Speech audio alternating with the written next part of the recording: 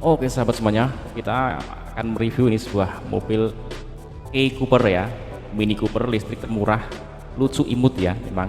Eh, tapi ini kalau saya lihat di komentar para netizennya ini sangat payah ya. Karena apa? Karena mobil ini sudah di display di berbagai pameran. Kemudian ada beberapa orang yang sudah pesan, ada yang kredit, ada yang sudah bayar cash, dan ternyata kendaraannya tidak kunjung datang sampai pada si pembelinya. Oke, kita akan coba kulik permasalahannya ini sebagai disclaimer, mungkin sebagai prediksi ya, kejadian yang pada kendaraan ataupun mungkin model-model kendaraan lain yang tipikalnya seperti ini, kejadiannya seperti ini. Oke, kita lihat ini komentar dari netizennya ya. Kami pembeli cash mobil listrik yang dijual oleh Satria Motor, dulu Kurnia, jadi namanya udah ganti-ganti. Sejak pertengahan Juni 2022 mobil belum kami terima, bahkan untuk permintaan refund belum bisa mereka kembalikan juga sampai saat ini. Kami mempunyai grup WA yang anggotanya puluhan korban dari pembeli mobil ataupun les bahasa Bradiah ya. Ini nggak tahu kemasannya, tapi kita akan bahas permasalahan yang seperti ini. Sudah cukup banyak korban yang ada agar yang lain jangan sampai tertipu. Kemudian ini oke lah, harga 55 juta, berani gak lo gue beli hari ini langsung gue bawa balik, paling juga penakut. Oke, ini harganya 55 juta ya.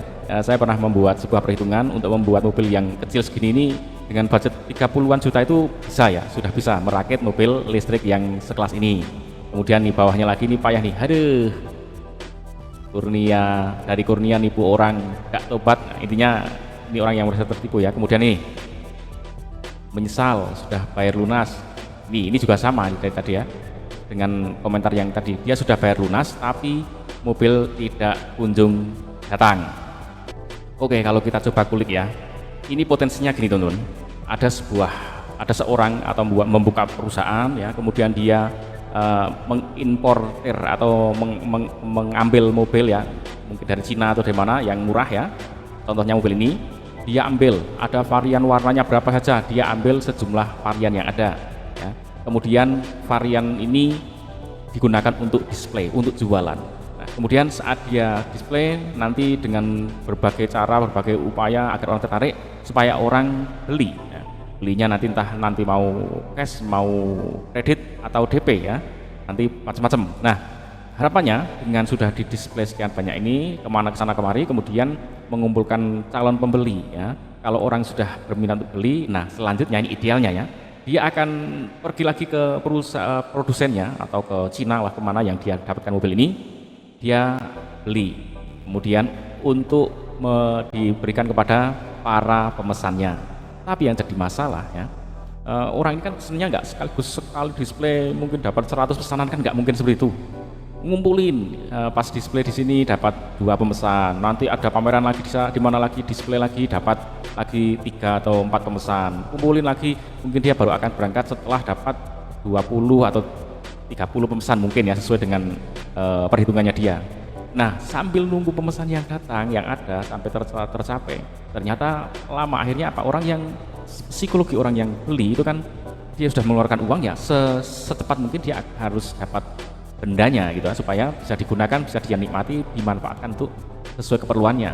Itu psikologi orang yang beli. Dari sini sudah mulai terasa ya, psikologi orang yang beli ingin segera dapat barangnya, yang jual dia baru mengumpulkan teman-temannya supaya dia pergi dengan membawa pesanan yang banyak. Ini masalah yang pertama. Yang kedua, kalau sudah ada uang masuk, entah itu DP, entah itu ada yang bayar cash, itu kan kadang dia sebagai pengusaha itu kan harus membayar karyawan, membayar operasional, macam-macam segalanya. Kalau dia uangnya mepet, ya uang itu akan digunakan ke situ. Akhirnya apa? Ini bisa menyebabkan kegagalan pemesanan karena kesalahan dari perilaku pengusahanya.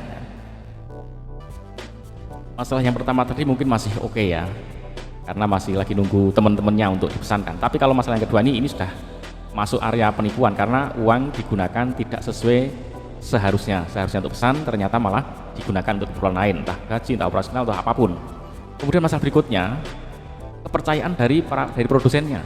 Kalau orang yang pesan ini belum sekelas Toyota, Honda, Daihatsu ya, mungkin ya belum percaya produsen ini akan mengeluarkan unit sebanyak yang diperlukan ya.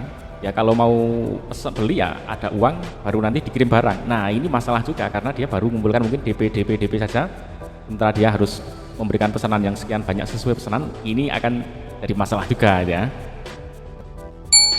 Baiklah teman-teman, itulah permasalahan-permasalahan yang mungkin dilanda ya, yang dialami oleh para konsumen pada kendaraan ini ya. Kalau kendaraan ini sebenarnya nggak ada masalah, misalkan ketersediaannya ada itu ya oke.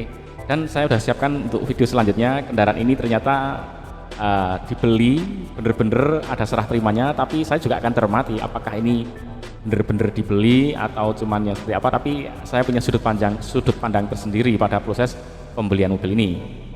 Bagi teman-teman yang pengen membeli kendaraan apapun, apalagi yang memang bener-bener kendaraan baru ya, harap berhati-hati ya, jangan sampai tertipu lagi. Dan ini tampak ya tadi di belakang itu ya, di kantornya ini ada beberapa varian warna, memang ada pink, ada biru ya, dan ini memang untuk modal display ya.